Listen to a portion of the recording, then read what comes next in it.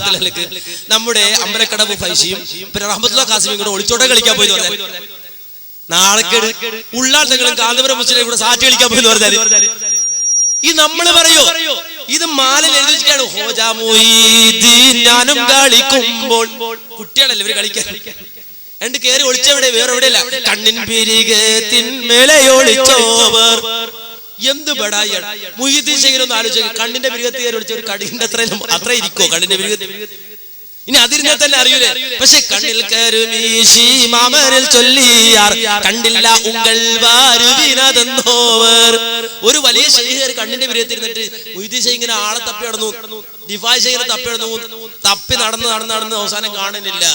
അവസാനം മുഹീദ്ദീൻ ശൈഖ് കണ്ണടച്ച് പറഞ്ഞു തോറ്റ്. അപ്പൊ എന്തെടുത്ത് കണ്ണിന്റെ ഓടി ഒറ്റ ചാട്ടം സാറ്റ്. ആര്? ദിഫായ് ശൈഖ്. ഇത് ഞാൻ പറഞ്ഞാണോ? അല്ലല്ലോ. എന്നിട്ട് അത് മഹാന്മാരെ പുകഴ്ത്താൻ വേണ്ടിയാണ് എന്ന് വരുത്തി തീർക്കുക. എല്ലാ ജാതി. അത് മാത്രല്ല, ഔലിയാക്കന്മാരെ പറ്റി പറയുമ്പോൾ തന്നെ സാധാരണ നമ്മുടെ നാട്ടിൽ ഇച്ചിരി ഈ ചില കുട്ടികൾ കുരുത്തക്കേട് കൂടിയ കുട്ടികൾ അവരുടെ വികൃതി ഇങ്ങനെ കാണിച്ചുകൊണ്ടിരിക്കുക. ആ ജാതി പ്രകൃതി ആയിരിക്കും ഔലിയാക്കന്മാരെ പറ്റി പറയാ. ഔലിയാക്കന്മാര് വിനയമുള്ളവരാണെന്ന് ഖുർആൻ. അവർ റബ്ബിനെ ഭയപ്പെടുന്നവരും തഖ്വയുള്ളവരുമാണ് ഖുർആൻ. അലാ ഇന്ന ഔലിയാ അല്ലാഹ് ലാ ഖൗഫുൻ അലൈഹിം വലാ ഹും യഹ്സനൂൻ അല്ലദീന ആമനു വകാനൂ യത്തഖൂൻ. അലാ അറിയണം, മനസ്സിലാക്കണം. ഇന്ന ഔലിയാ അല്ലാഹ് നിശ്ചയമായും അല്ലാഹുവിന്റെ ഔലിയാക്കൾ ലാ ഖൗഫുൻ അലൈഹിം വലാ ഹും യഹ്സനൂൻ അവർക്ക് ഭയാശങ്കകളില്ല, അതുപോലെ തന്നെ അവർ ഭയപ്പെടേണ്ടതില്ല.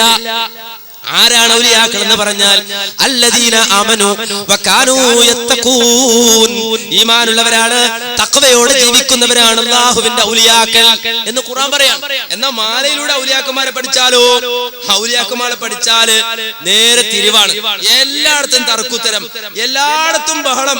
അങ്ങനെ ആകെ തർക്കവും ബഹളവും നടത്തുന്ന പ്രതീകമാണ് ഔലിയാക്കന്മാർ. ദിഫായ് ശൈഖിനെ തന്നെ പറയുമ്പോ, അദ്ദേഹത്തെ പറ്റി പറയുമ്പോൾ തന്നെ അദ്ദേഹം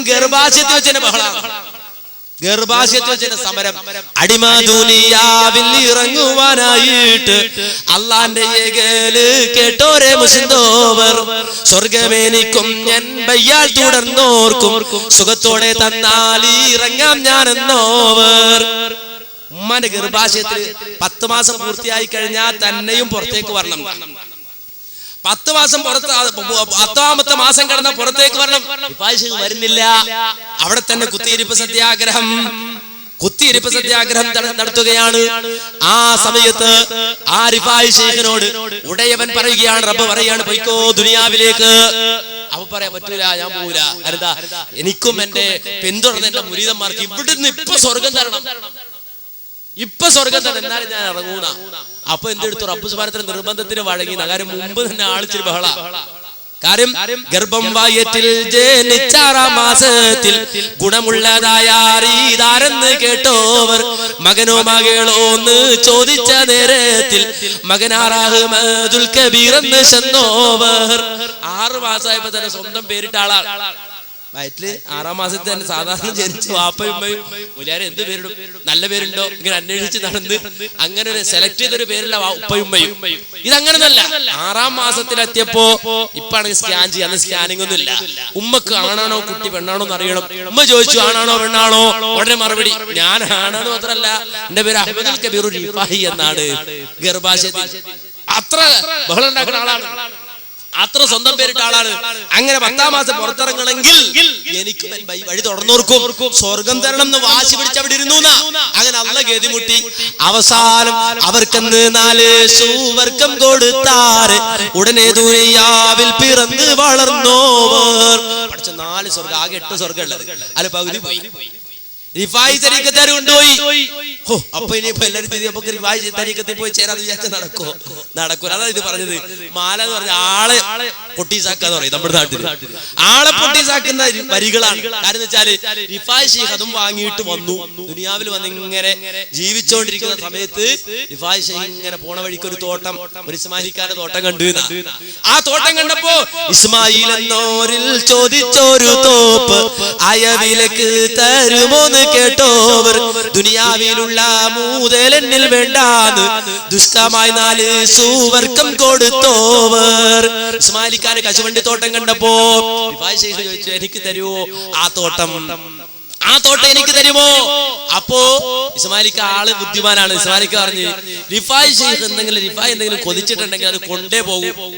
4 സ്വർഗം അങ്ങനെ കൊണ്ടുപോയാണല്ലോ, നിർബന്ധം പിടിച്ച് വാങ്ങിയാണല്ലോ. അങ്ങനെ വിചാരിച്ചിട്ടുണ്ടെങ്കിൽ കൊണ്ടേ പോകൂ എന്ന് മനസ്സിലാക്കി ഇസ്മായിലിക്ക ഒരു നമ്പർ പ്രയോഗിച്ചു. ദുനിയാവിലുള്ള 5 പൈസക്ക് ഞാൻ തരൂല, ദുനിയാവിന് പുറത്തുള്ളതെല്ലാം ഉണ്ടെങ്കിൽ കൊണ്ടുപോവാ, ഞാൻ ഈ തോട്ടം തരാം. അപ്പൊ റിഫായി ശൈഖ് ഇങ്ങനെ ആലോചിച്ചു, എന്താ ദുനിയാവിന് പുറത്തുള്ളത്?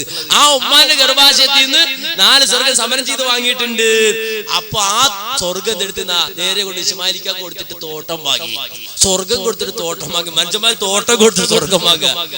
ഔലിയാക്കള് സ്വർഗം കൊടുത്തിട്ട് തോട്ടം വാങ്ങി, കാശുവണ്ടി തോപ്പ് വാങ്ങി. ഇത് ഔലിയാക്കളെ കുറിച്ച് പറഞ്ഞിട്ട് അത് കീർത്തനാണ് പോലും. ആരാ ഇത് പറയും? ആരാ ഇത് കീർത്തനാന്ന് പറയും? ഇനി ഇങ്ങനെ ഞാനത് ഉദ്ദേശിച്ചല്ല, പിന്നെ ഇതിന്റെ ഇടയ്ക്ക് ഇങ്ങനെ വന്നുപോയതാണ്. ഈ രൂപത്തിൽ മാലയും മാലും എഴുതിണ്ടാക്കിയിട്ട് അത് ചെല്ലാത്തവൻ ആരല്ല? അവൻ ഔലിയ മാത്രല്ല, അവൻ ഔലിയാക്കളെ സ്നേഹിക്കുന്നവനല്ല, അതിനെ കുറിച്ച് ഔലിയാക്കന്മാരോട് എതിർപ്പ് പറയുന്നവനാണ് ഈ മാലയില്ലാത്തവൻ എന്നിങ്ങനെ പ്രചരിപ്പിക്കുകയാണ്.